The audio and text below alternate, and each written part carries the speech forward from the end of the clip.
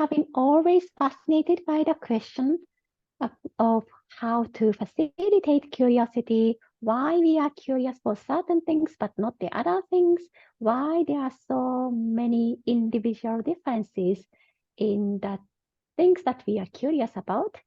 And to answer this question, I think it's important not only to talk to researchers, but also talk to students, those who work in education practice, and everyone else. So I'm very fascinated by this conference. Hey all, get ready to ignite your curiosity at the Curiosity Conference. It's time to unlock new ideas, ignite innovation, and fuel your thirst for knowledge. Join us for an electrifying event celebrating curiosity in research and practice. Discover how curiosity drives creativity, fuels problem solving, and leads to groundbreaking discoveries. Don't miss out on this epic gathering of minds. Register now and unleash your boundless potential. Welcome to SciConnect by BioPatrika. I'm Nandita Sharma, host for today's session on Curiosity Conference, which is scheduled for 12th to 13th August at IIT Gandhinagar. Curiosity Conference, where we'll explore the science of curiosity, its importance in research and practice, and how we all can cultivate it in ourselves and others. Our guest today is Dr. Michiko Sakaki, a leading expert in educational neuroscience and cognitive psychology. Dr. Sakaki will share her insights on the importance of curiosity, the challenges of promoting it, and her advice on how to cultivate it in yourself or others. Welcome, Dr. Sakaki. Hello. So it's so good to have you with us. So Dr. Sakaki, I was wondering that why are you joining the Curiosity Conference? Could you please tell me? Well, I have been always fascinated by the question of how to facilitate curiosity, why we are curious for certain things but not the other things, why there are so many individual differences in the things that we are curious about. And to answer this question, I think it's important not only to talk to researchers, but also talk to students, those who work in education practice, and everyone else. So I'm very fascinated by this conference. So, Dr. Sakaki, would you please like to tell me what are your thoughts on the importance of curiosity in research and practice? So we all know that curiosity is crucial for human development, particularly during the baby or infant phase, and also children phase. But then there is an also emerging literature suggesting that the effects of curiosity are not limited during the childhood. Having a high or maintaining curiosity can be a critical factor to facilitate our health and cognitive functions in the lifespan, even in old age.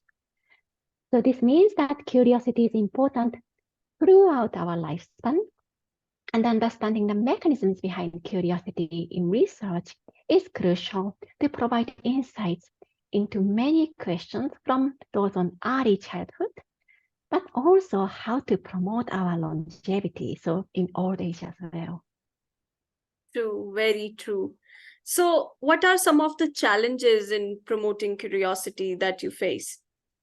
That's an interesting question.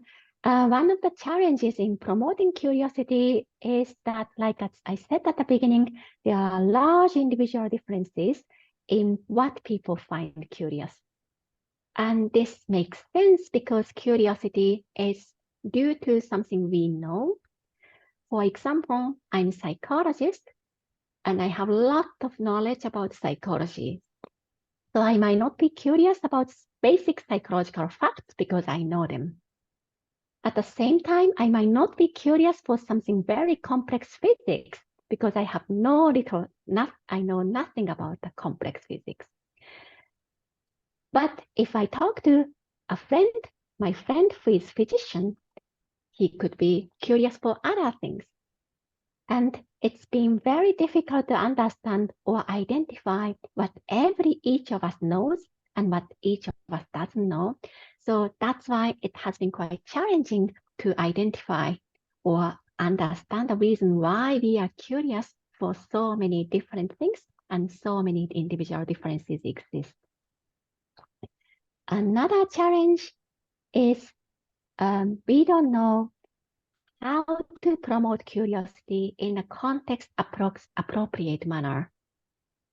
As the famous saying, curiosity killed the cat, it might not be appropriate to promote curiosity in all the times, but we don't know what's the right level of curiosity in each context. So that's another challenge in facilitating curiosity in everyday life. Very true, very true. So what advice would you give to someone who wants to cultivate curiosity in themselves or others? Again, it's quite challenging to think about sort of context in combination with curiosity, but in general, research has shown that when we see something that questions or something we don't know, it's always a good idea to think about the answer to the question by ourselves before seeing the answer. If we try to guess the answer or make a prediction about what's going to happen next, that is naturally going to increase curiosity and possibly facilitate understanding and memory of the subsequent facts. So in the education setting, in most situations, curiosity should be appropriate, and in those situations, we can use these techniques to facilitate students' curiosities. Well, that was very great answer, Dr. Sakaki, to all my queries. And I am very grateful to have connected with you and looking forward to this conference and asking more questions to you. Thank you, Steph, so much. I'm also very looking forward to talking to all of you in a conference in a week or so. Thank you so much.